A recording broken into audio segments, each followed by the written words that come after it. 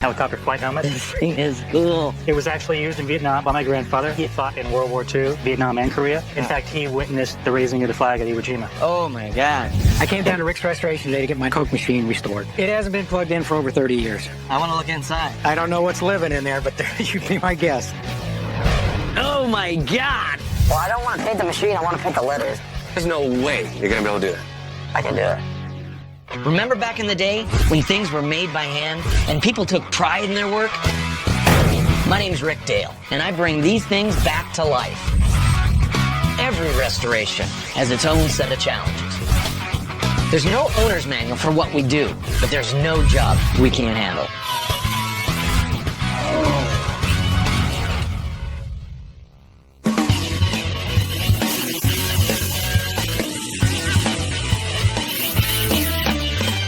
You must be Rick? I am Rick. David, nice to meet you. Good to meet you, David. I guess I think you'll find interesting.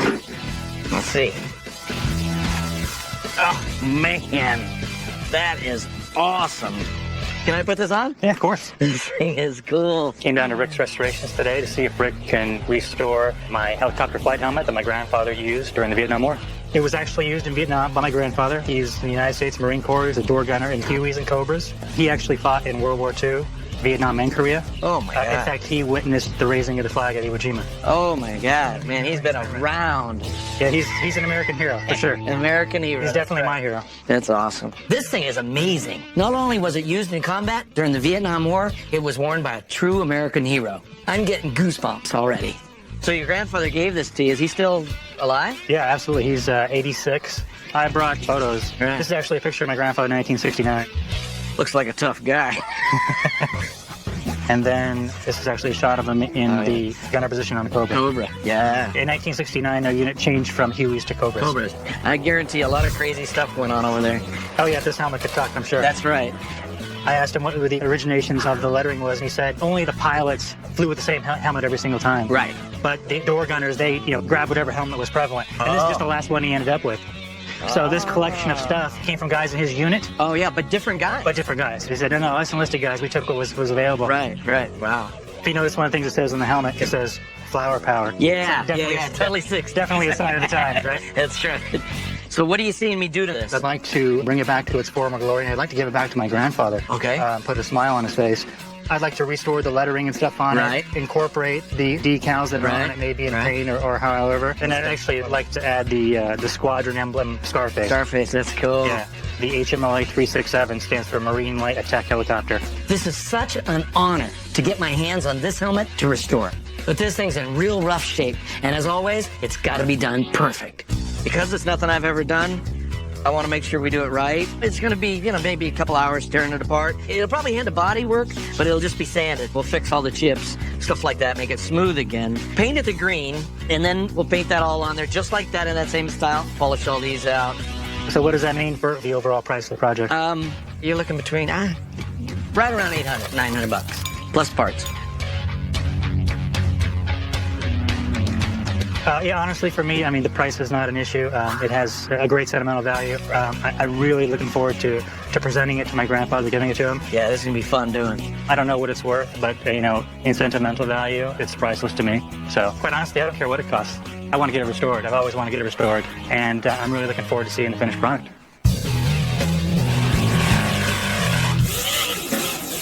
This thing's pretty cool, cowboy. I'm ready to Top Gun it, buddy. We just got in this Vietnam gunner's helmet, and now me and Kyle are going to tear it apart. You got pictures? Yes, sir. Got something, put these little screws in like a baggie. Yes, sir.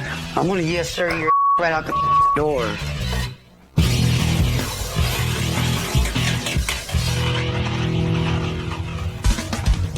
I got a call from a customer that has a Coke machine that he'd like to get restored. I know a lot about all sorts of vintage vending machines. The Coke machines happen to be my specialty. Brought you this old Coke machine today to see if you guys can do anything with it. It's pretty beat up.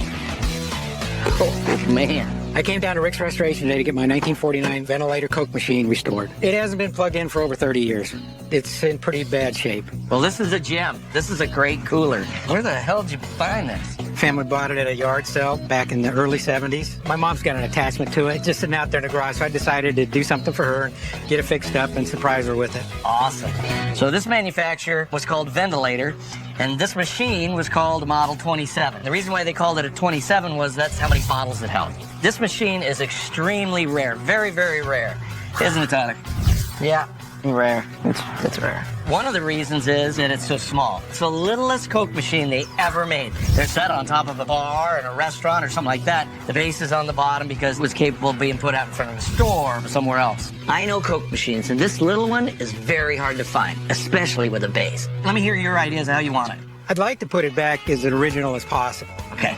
We'll do the lettering the same way that they did it. The Ventilator Company never raised their letters. They would silk screen on there just Coca-Cola. So we end up using a vinyl material over top of this to give it the exact same look that it used to have. See, you're not going to paint it, but it will look like it did before. Exactly like it used to. Exactly like it used to. Hand painting it on there to get somebody to hit that thing right on the head, it's going to leave brush marks. It doesn't look as good. So that's the way we do them, and it looks the best. I've tried every single way. As long as it looks original, that's what I'm looking for, is the original. You know, I know there's some parts missing on it. It's in pretty bad shape. What's it going to cost? Tearing it down, blasting it, do the bodywork, painting, and then assembling it. Probably a total of $5,800. What's it going to, I mean, I'm almost tempted to go buy her a can of Coke. What would this be worth when it was finished? Probably right around $7,800. That's what I'd sell one for.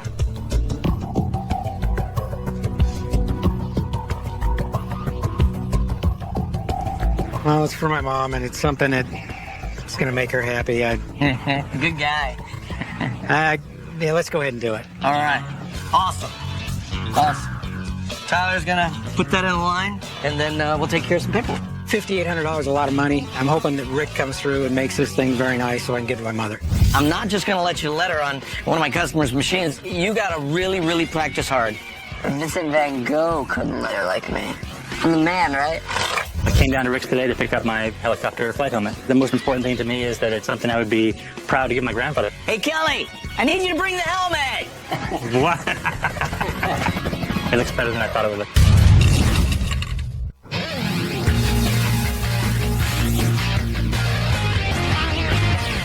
Tyler, how are we going to tear this thing apart? I don't know. It's already bent. Earlier, we got in a late 40s Ventilator Coke machine from a customer. I got Bradley and Tyler tearing this thing down so we can get to bringing it back to life. No raised lettering on this machine. No, it's just hand painted on a flat surface. I bet I could do it. It's not that hard. Really? A lot of Coke machines have raised letters, which are easier to paint than a flat surface, but this Coke machine doesn't have raised letters, so it might be a slightly trickier paint job, but I know I can do it. Just white paint on red. Can't be that hard, you know? I'm gonna go ask my dad about lettering this thing. Hey, Dad. Dad. Yeah. I just finished tearing down the ventilator with Bradley, and I was wanting to know if I could paint it. Yeah, but I don't think it's ready yet. Well, I don't want to paint the machine. I want to paint the letters, like so. You want to do the lettering on it?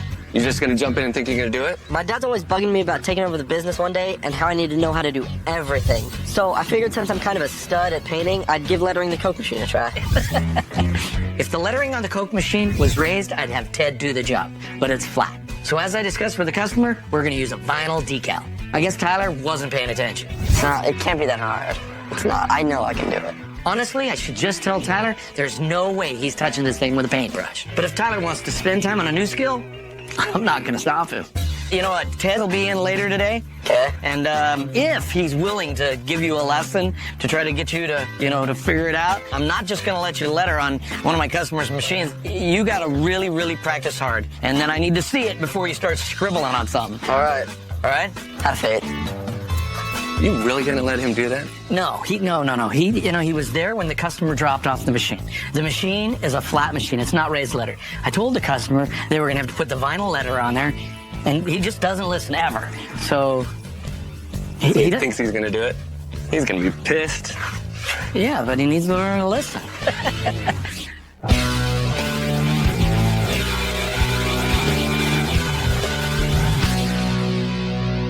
Earlier, we got a gunner's helmet from Vietnam into the shop. I'm having Ted trace the lettering, which later we'll recreate. And then once we have an idea of all the original art, Cowboy will be able to strip off all the original paint in the bead blaster.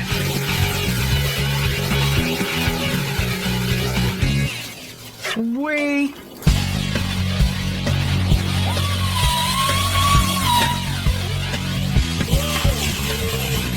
Earlier, after I tore down the Coke machine, I asked my dad about lettering it. I know I can just wing it, but he said I need a lesson from Ted, our artist.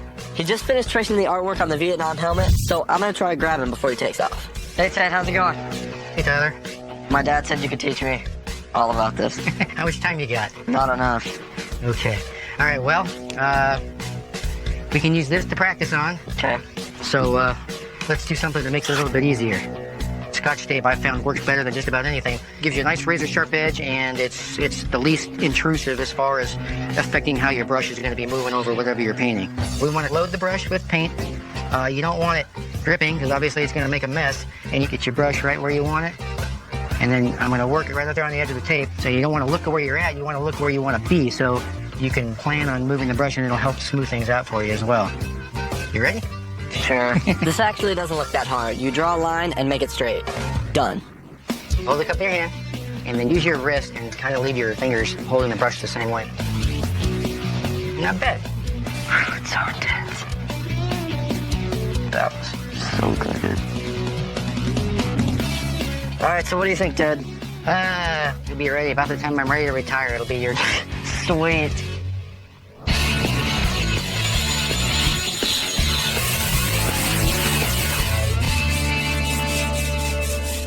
Earlier, we got a gunner's helmet from Vietnam into the shop.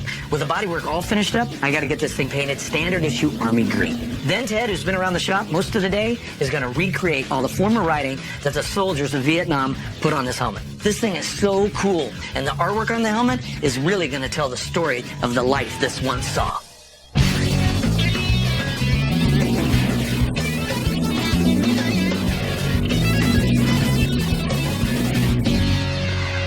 Vincent Van Gogh couldn't letter like me. Hanukkah. My dad and Uncle Ron don't think I have what it takes to do the lettering on the Coke machine. I think they'll be pleasantly surprised with my progress. What do you think? Yeah? That's what I thought.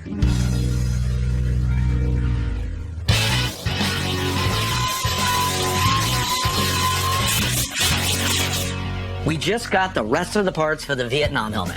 The cost of these parts are really starting to add up. So before we start piecing this together, I'm gonna have to call the customer and make sure he's okay with the rising cost of this restoration. Hi, David. This is Rick with Rick's Restorations. How are you? Good, how are you? Good, good. I found the mask for the helmet, and I can't believe I actually did. And then I also found 2 shields. Okay, great. And the only problem is I don't know what the price is going to be on all these parts, but it looks like it's going to be just about as much as the full restoration. Are you up for that? Wow, that's pricey. Let's go ahead and go with it. That sounds good. Okay, awesome, awesome, great. I think you'll love it. Great. I'm expecting greatness. I can't wait to see it. All right, thanks a lot, David. Appreciate it. Okay, All right. bye-bye. Bye-bye. Now that we got the green light, I'm gonna have Kyle the Cowboy button up this restoration. That looks pretty cool. Snap, crackle, pop.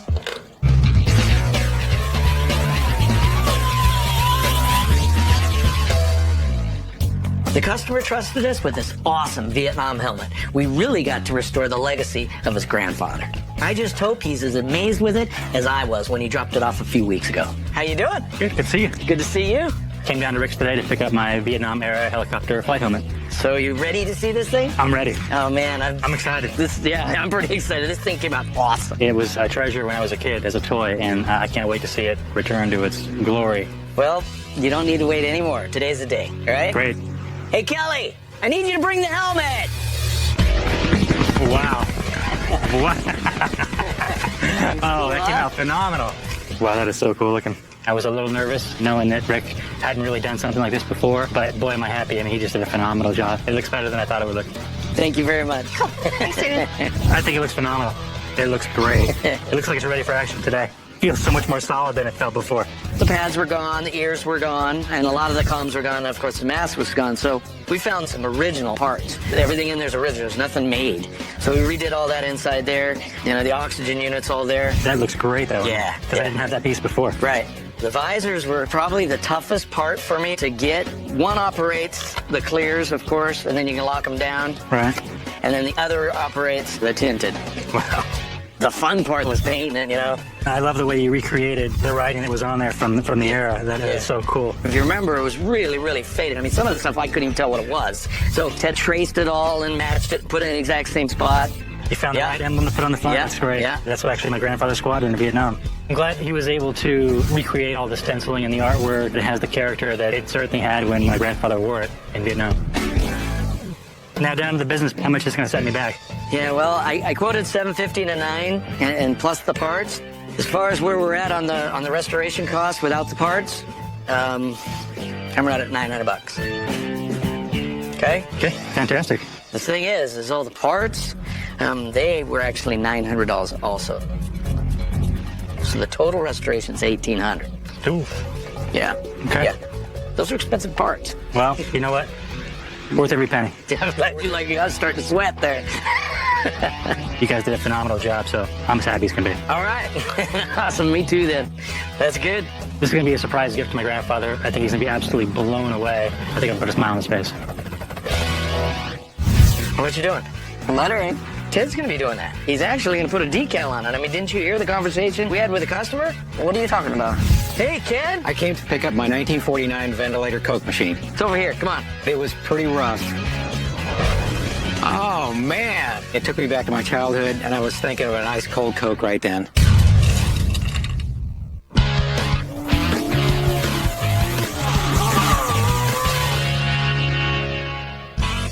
I've been practicing my lettering so I can paint the ventilator Coke machine.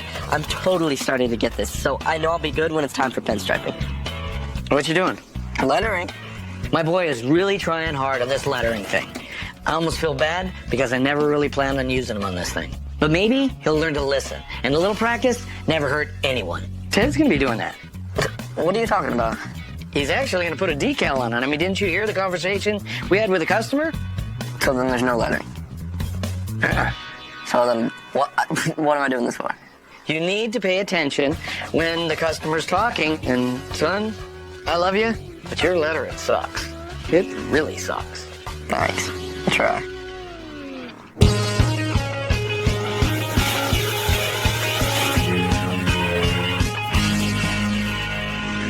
Check them. They're lined up perfect. All the pieces for the Coke machine are ready. Now all we gotta do is put it together. When we got it, the base was intact, but the interior was gutted. We mined the boneyard, and luckily, we got what we needed to finish the project.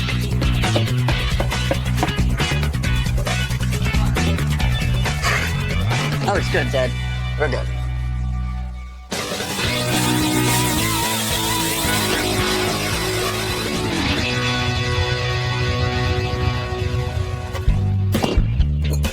Hey, Ken. Hey, Rick. What's going on? Good to see you. Good to see you. I came to Rick's Restorations today to pick up my 1949 ventilator Coke machine. It's over here. Come on. I hope that Rick was able to restore it to new condition, but it was pretty rough. I don't have the key to this. Tyler must have it. Tyler! What? You got the key to the garage? Yeah. Oh, man. That is beautiful. That's really nice. This is, I had no idea it was going to turn out this nice. When I first saw the Coke machine, it took me back to my childhood, and I was thinking of an ice cold Coke right then. Wow.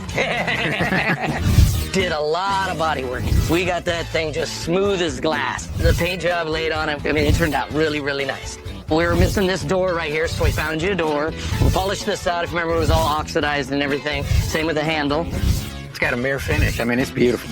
I was kind of worried about putting the sticker on there rather than painting it. Right. And it looks as good as the original. You ready to see the inside? Yes, I sure want to see the inside.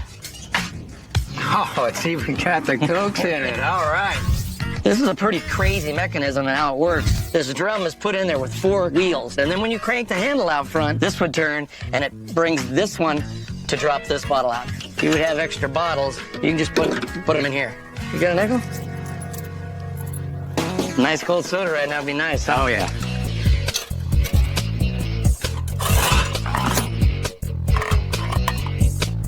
All right. Pop her open. That's how I remember it. Yeah? This is, you hit it, the nail right on the head on this. This is it. Little coconut smile, huh? Oh, yeah. I know my mom is going to be more excited than me when I show it to her. Having this in my family, my grandkids, I can see them putting a nickel in there and getting a Coke out for years to come. Cheers, guys. Woo! Come on, let's go into the office. Tyler, you still gotta move that and get that thing loaded, man. We gotta load. What am I supposed to do with it? You gotta wrap it and get it ready. Can't Bretley do this? Who do they think they are to tell me I can't do this?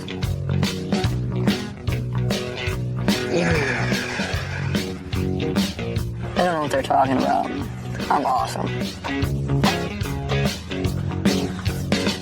Not sweet. I think they should make this the new logo.